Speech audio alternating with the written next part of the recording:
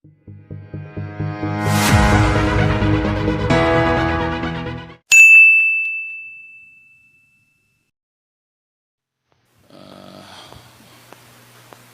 you believe in God, and there is God, and He controls everything, and we will never really understand how it works. But ang makasabi lang kung kailan tayo mamatay, hanggang kailan tayo mabuhay sa mundong ito, saan, paano, it's a very complicated equation to understand it dito sa ating planeta. And there's the second plane of an astral travel in this universe. And that is why we have religion and we have faith in God. Because it is only God who can really create us in the bodies of our mothers and fathers. And probably God can also just really end it. Why sometimes it is a painful death and sometimes it is a peaceful one. And sometimes we're given the chance to just have a little bit of time to pray, but others are so saddened. Itong buhay natin sa mundong ito, as I have learned at this very late date, I'm 73 years old. I've been trying to figure out how life really runs in this universe, yung creation and the death. And why is there a death and why do we exist here? So, itong lahat sa Diyos. But I'm sure may mga dito siguro, but fundamentally, almost all of us here are Christians. Ang Diyos lang talaga ang makasagot ng lahat ng tanong na ito. Even if I make a vain attempt to blame somebody, to blame the weather, or maybe to blame the negligence of others, it won't really help anymore. Ang sekreto dito, I think, is just the acceptance. Hindi yung namatay. Tapos na yun eh. That we are born and we will die. Sa ayaw mat natin sa hindi, now, tomorrow, our appointment with our earthly existence is handled by one Creator. Ako, I have taken an issue against sa religion ko because there are propositions and theories which I do not quite can accept. But kung magsabi ka, there is somebody up there or whoever it is who controls the universe, I will agree to that. For the simple reason that there are trillions and billions and billions and trillions of heavenly bodies.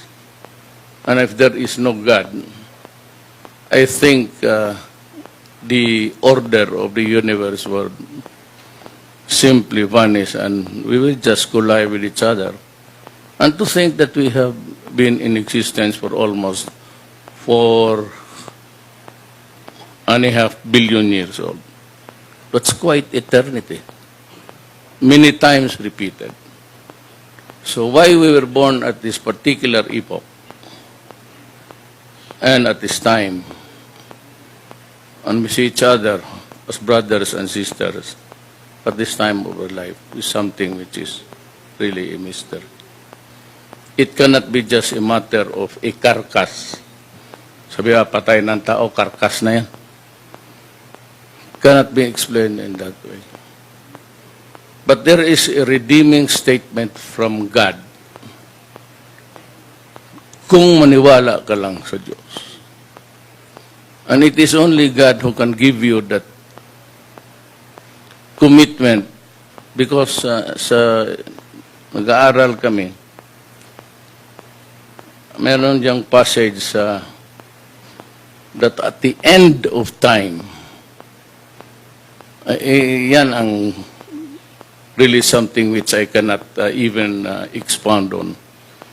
But at the end of time, God will come back to judge the living and the dead. That is in our prayers, and I think it's in the Bible. And if you believe your religion, that says a lot of things. That in the meantime, there is some there that we will go, but that at the judgment day, when the Lord will come back to judge the living and the dead, is something that we can hope for.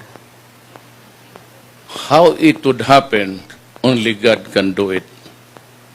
How is it possible that the physical being will become one again is God's mystery.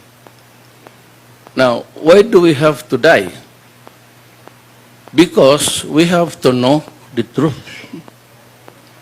And the truth does not come when we are still alive. The naked truth of our being and our existence would only come to us when we die. Because it is the Spirit now who can go to God face to face. Unfortunately, our being physical is a division that separates us from the angels and the saints and God at tayo mong tao.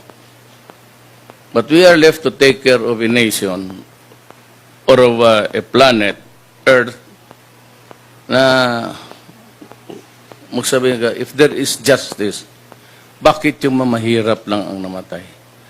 Bakit lang ang mahirap magtiis ng... Bakit ang mga mayaman wala silang problema?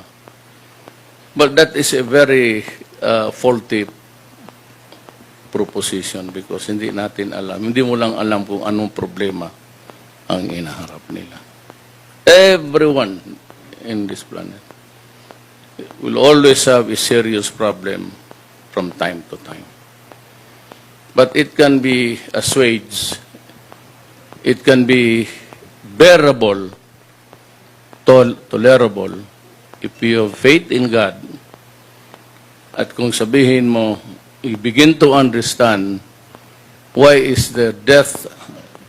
Kaya nga na Psalm Ecclesiastes 3. Ako, I've been 23 years mayor ako sa Davao. Halos pareho kami ni mayor. Mayor. Halos pareho kami sa politika katagal.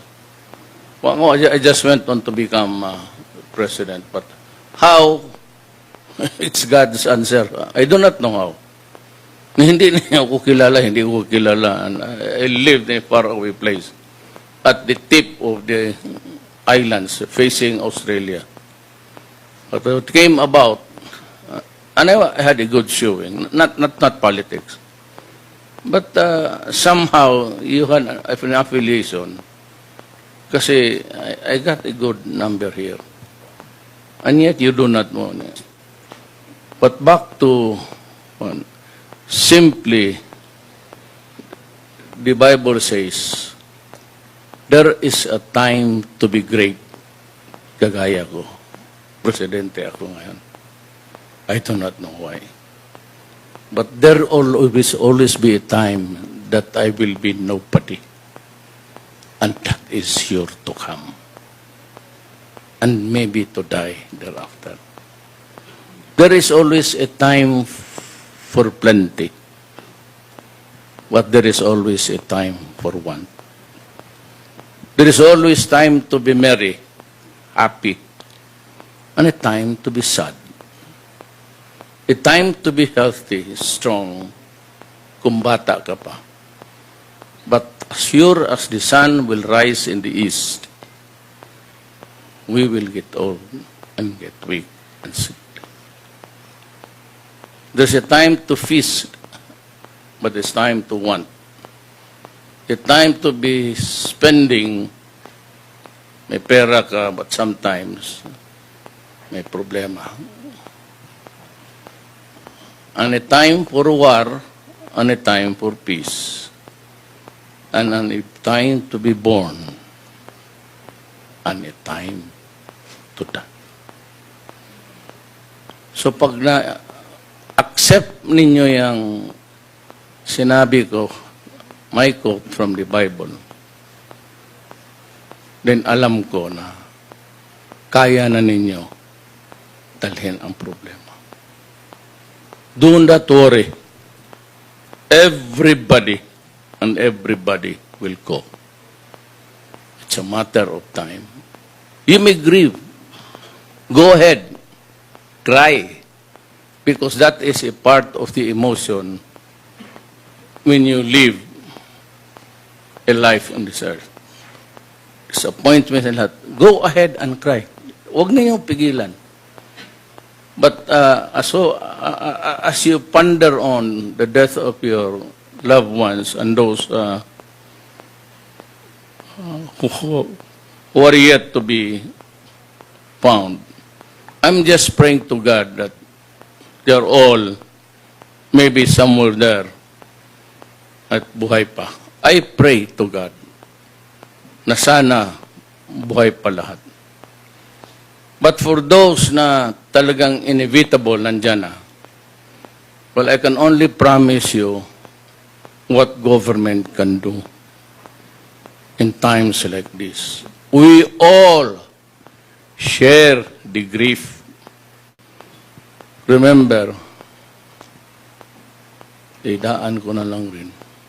For as long as there is graft and corruption, and for as long as there is no order in the society, we can never hope to rise.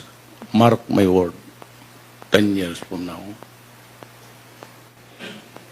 So yan lang ho ang masabi ko. I can share with you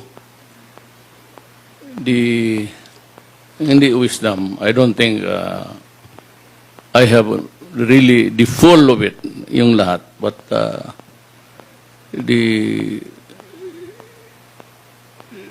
challenges of my life na dumaan, patay na rin tatay ko, patay na nanay ko.